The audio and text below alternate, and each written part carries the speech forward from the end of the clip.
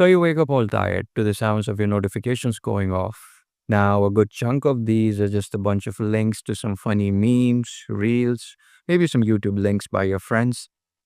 Some are just maybe group chats where your boss is trying to get you to finish the task that you left unfinished at work. And the remaining notifications are just a bunch of apps fighting for your attention, trying to get you hooked. Like one of those classic dopamine traps. You see, it's not even breakfast yet. And by this time, we've already processed way more information than, say, our grandparents would in an entire day. Let that sink in.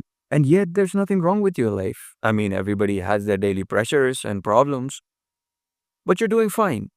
But at the same time, you don't feel fine. You're constantly overwhelmed, you're constantly on edge.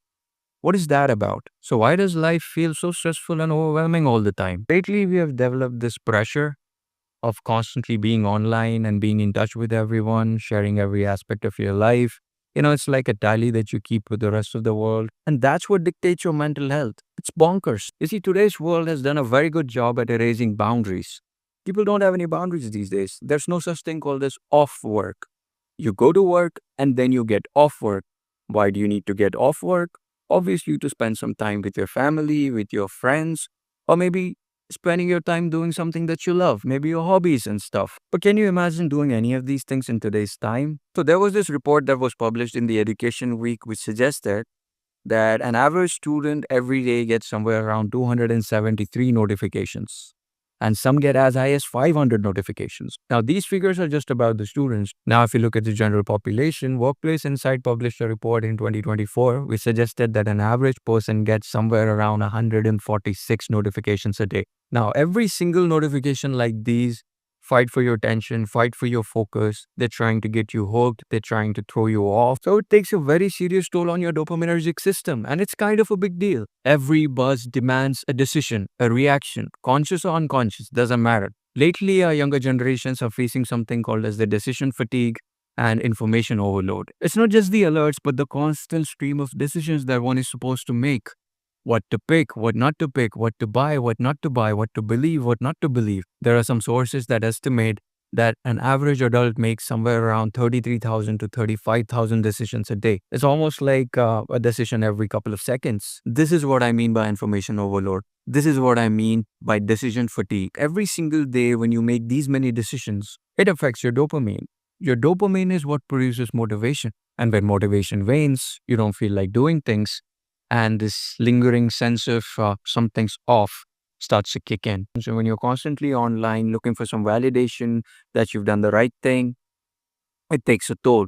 It slowly chips away a part of you away from you. You are contributing to the creation of a hive mind. So you send a message and forget to reply, and then somebody feels that you're ignoring them. And when you do reply, and let's say, God forbid, you're a bit late, then the same person thinks that you're avoiding them. And when you don't feel like interacting with the group chat, somebody will go on a limb and call you arrogant. Now let's look at the comparison trap. Now back in the day, people used to compare themselves to their neighbors, to their friends, to their acquaintances, maybe your colleagues, schoolmates, college mates. But then things started to get out of hand as soon as social media was introduced in the mix. Now you know the whereabouts of every single person that you ever come across. Now it could be a schoolmate, it could be a classmate, it could be a random person that you've never even met. What a lot of people don't understand is a lot of it is fake. You're seeing the highlight reel of somebody and it doesn't reflect the daily life of that individual. You don't see the low points of that individual and you don't see the daily problems this person faces either. There was another report in helpguide.org that suggested that heavy social media usage is directly linked with a very strong sense of isolation and inadequacy. So people who use social media a lot, over time, they start to think very lowly of themselves. There was this another article that was published in the Time magazine, which suggested that people who constantly compare themselves to others, who watch other people's lives on these apps like Instagram, they develop this sense of low self-worth, low self-esteem. You see, when your feed is full of success stories, obviously you'll feel very lowly of yourself. Every single day, these people live their best lives. It's a lie. Now, what happens when an individual compares himself or herself with everybody online? Obviously, it's going to create a sense of insecurity and a sense of urgency that they are not doing enough with their lives. So this creates something called as the productivity race. This word productivity has started entire cults. So when we mention productivity, we have to mention the hustle culture. Hustle culture wants you to wake up early, work hard, work fast, and don't stop. I mean, bro, do the things first that you have your hands on. Now, all that these social media platforms have done is create these unrealistic expectations from life. A lot of these posts, a lot of these people are fake. You see, our brain is designed for survival. It's not designed for 24/7 stimulation. It's not designed for constant decision making. And nor is it designed to constantly compare your lives with other people. You see, we're supposed to be a part of small social groups, tightly knit groups, like your family members, close friends, and you're supposed to interact with them face to face. As I mentioned, we don't have something called as off work where you'd like to go home and unwind and relax with your loved ones. No, you can't have that. You have to work constantly all the time. Most of the times you're cooked up in closed spaces inside our offices. Now in 2016, PubMed Center published a study. Now, this study is very interesting because according to this study, heavy social media usage is directly linked to increased sense of isolation, low self-esteem, anxiety, and depression. And not just that, the more active you are on these social media platforms, the worse your attention span and your cognitive abilities get. And this was in 2016, by the way. And we're in 2025. You see, when your environment demands something from you that you're not built for, obviously it creates stress. And after a point, this stress becomes a nervous breakdown. Now, let's look at the silent stresses we face every day. Money problems, of course, bills, inflation, family expectations, societal expectations, the need to be online constantly, relationships that feel shallow despite all the social media connectedness. And if you're Indian, traffic, noise, filth, people running around with no civic sense.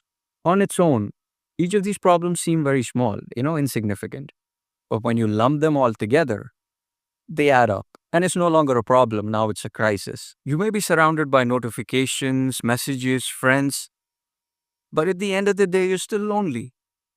That feeling of loneliness, that feeling of inadequacy, it doesn't go away. Despite your so called interactions, wasn't social media supposed to bring us all together and deepen our relationships? So, this year, there was an article that was published in Profile Tree, and this article suggests that social media makes everybody's life objectively worse by replacing their face to face interaction with their loved ones with superficial, fake online ones. The social media actually increases a sense of loneliness in an individual by replacing their face to face contact and depth in their relationships. You see, your exhaustion isn't a personal failing, it's just a reaction to an environment which is built for speed, which is built for noise, which is built for comparison. Basically, everything is stacked up against you. The world may be loud, but you still have a choice to turn down the volume on this noise. Slow down, choose fewer notifications, choose fewer people to interact with in your life. You need to give your brain the permission to rest.